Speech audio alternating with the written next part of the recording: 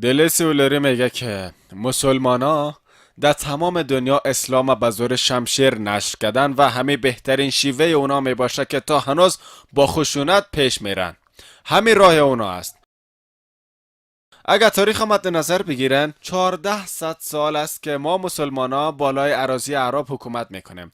ما مسلمانا حاکمان 1400 ساله سرزمین های اعراب هستیم. چند سال محدود انگلیس حکومت کرد و چند سال دیگه فرانسه حکومت کرد، اما در کل ما مسلمان حاکم سرزمین های عرب در 1400 سال اخیر بودیم. امروزه 10 میلیون عیسوی قطبی که عرب هستن با شاهد بودنشان بردباری میکنن که اسلام به زور شمشیر پخش نشده. اگر عربا میخواستن، اگر مسلمان ها میخواستن، هر غیر مسلمان میتوانست که به زور شمشیر مجبور به پذیرفتن اسلام کنه، اما این قسم نکردن.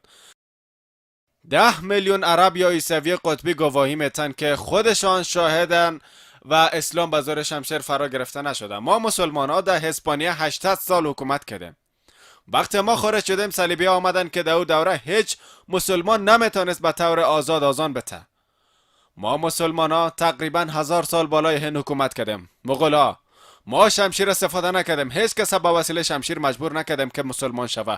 امروز بیش از 80% نفوس هند غیر مسلمان است.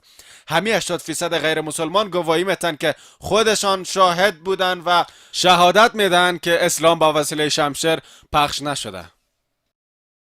اگر میخواستم مردم با شمشیر و قدرت خود مسلمان کنه مجبور بودن تا اسلام بپذیرن، اما ما این کار نکردیم. هند دومین کشور با نفوس است. هند بزرگترین کشور دموکراتیک است. بیش از 80% هندوستانی‌ها غیر مسلمان هستند. اونا گواهی میتن که اسلام با وسیله شمشیر گسترش پیدا نکرد. در عصر حاضر کشورهایی که بیشترین مسلمان داره اندونزیا است. از شما سوال میکنم کدام گروه نظامی مسلمان به اندونزیا رفت؟ کدام گروه نظامی مسلمان مالزیا رفت که بیش از 45% شان یا 55% نفوس اونا مسلمانه؟ کدام شمشیر؟ توماس کارلای کتاب قهرمان ها و اطاعت از قهرمان ها را می نویسه. او محمد صلی الله علیه و سلم را پیامبر درجه یک می خوانه. او میگه گرفتن شمشیر به منظور فائق آمدن انجام خوب نداره. تمام ایده او سازنده و برای ایجاد خوبی بود. فقط یک مرد به تنهایی خود در مقابل تمام بشریت استقامت کرد. اگر شمشیر می گرفت به اونا خوبی گسترش داده نمیتونست. کدام شمشیر؟ شمشیر تواضع. الله در قرآن سوره نحل چپتر 16 125 میگه ادعو الی سبیل ربک بالحکمة والموعظة الحسنة وجادل بالتی احسن. مردم را به سوی پروردگارت به حکمت و پند نیکو دعوت کن و با ایشان به بهترین طریقه سخن بگو. همراه اونا بحث کو. امروزه شمشیری که بالای قلب حکومت میکنه شمشیر محبت است، شمشیر صلح است، شمشیر اسلام، شمشیر استعداد، شمشیر استدلال است. تحقیقات دیگه که صورت گرفته در کتاب المنیجر در سال 1994 آمده که در بسیار مجله نیز به چاپ رسیده. این تحقیقات درباره پیشرفت ادیان بزرگ جهان در 50 سال اخیر صورت گرفته که از 1934 الی 1984 مد نظر گرفته. دینی که به درجه اول وسعت یافته اسلام بود که 235% پیشرفت داشت. عیسویت فقط 47% پیشرفت کرده بود. از شما میخوایم سوال کنم که کدام جنگ در میان سالهای 1934 و 1984 اتفاق افتاده؟ کدام جنگ میلیون غیر مسلمان به سوی پذیرفتن اسلام سوق داد؟ کدام جنگ؟ در عصر حاضر مطابق اساسات در امریکا بیشترین ترقی اسلام داره، در اروپا بیشترین پیشرفت دین اسلام داره، در جهان بیشترین پیشرفت اسلام داره. رسانه ها میگن که اسلام زنها را در محرومیت قرار میده. آیا میفهمین کسایی که اسلام هم میپذیرند در کشورهای غربی و در تمام جهان 2/3 زنها هستند؟ بیش از 66% کسایی که مسلمان میشن زنا هستن. اگه اسلام زنا را محروم میکنه پس این زنای امریکایی که اسلام میپذیرن کی مجبورشان کرده؟ کی زنای اروپایی را مجبور میکنه که اسلام بپذیره؟ بعد از حادثه 11 سپتامبر وقت حملات به علیه اسلام زیاد شد، هر روز چندین کتاب به علیه اسلام چاپ میشد. در رسانه همیشه گفته میشد که جنگ به علیه تروریسم جنگ برای صلح، جنگ بر علیه تروریسم یا جنگ برای صلح نمیباشه بلکه جنگ بر علیه صلح میباشه. جنگ به علیه دین صلح می باشه که دین صلح دین اسلام است. جنگ رسانه به علیه اسلام است. این جنگ بر صلح نیست بلکه جنگ به علیه صلح می باشد. جنگ بر علیه صلح می باشد. جنگ بر علیه صلح دین اسلام است. جنگ با اسلام می باشد پس رسانه با اسلام مخالف است. بعد از 11 سپتامبر با گذشت 10 ماه فقط در امریکا 34,000 امریکایی مسلمان شدند. مطابق UN ریدلی با گذشت 9 ماه در اروپا بعد از 11 سپتامبر 22,000 اروپایی مسلمان شدند.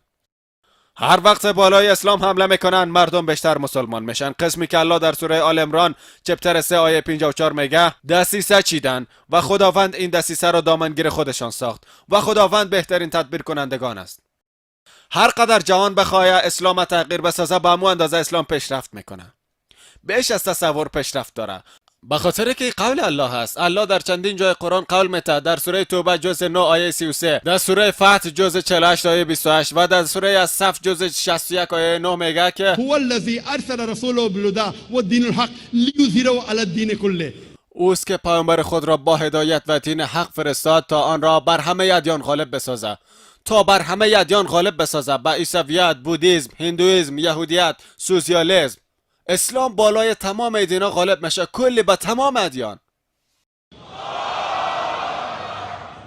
اگرچه مشرکان ناخشنود میشوند، الله میگوید در سوره فتح هو آیه الذي 28 ارسل رسوله بالهدى والدين الحق ليظهره على الدين كله وكفى بالله شهيدا. اوست که پیامبرش را برای هدایت و دین حق فرستاد تا آن را بر همه ادیان پیروز کنه، بالای تمام ادیان عیسویت، یهودیت، هندویسم، بودیسم، سوسیالیسم، ماتریالیسم و کل دین ها. اسلام به تمام اینا برتری داره وكفى بالله شهيدا. و خدا باعث شاهد کافی است. الله نیاز نداره که ما و شما شاهد باشیم. خدا کافی است تا دینش غالب بسازه. الله کافی است تا دینش اسلام بر تمام جهانیان غالب بسازه. الله نیاز نداره تا ما و شما او را کمک کنه.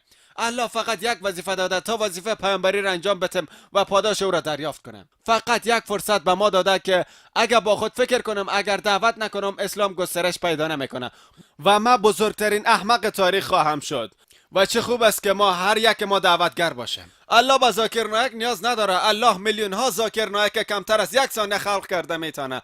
الله به تلویزیون پیس نیاز نداره. الله به تلویزیون پیس نیاز نداره. او اگه بخواید کمتر از یک ثانیه میلیون ها دانه تلویزیون پیس خلق میکنه. او به ما یک فرصت میده تا وظیفه یک پیام رسان انجام بدیم و پاداش پیام رسانی خود دریافت کنیم. من از برادرها و خواهرایی که در اینجا هستن خواهش میکنم که اونا برن و پیام اسلام به غیر مسلمان ها یا کسایی که از اسلام خبر ندارن برسانن. از رسانه استفاده کنن، از تکنولوژی استفاده کنن، از هر چیزی که میخواین برای رساندن پیام اسلام به کسایی که خبر ندارن استفاده کنن.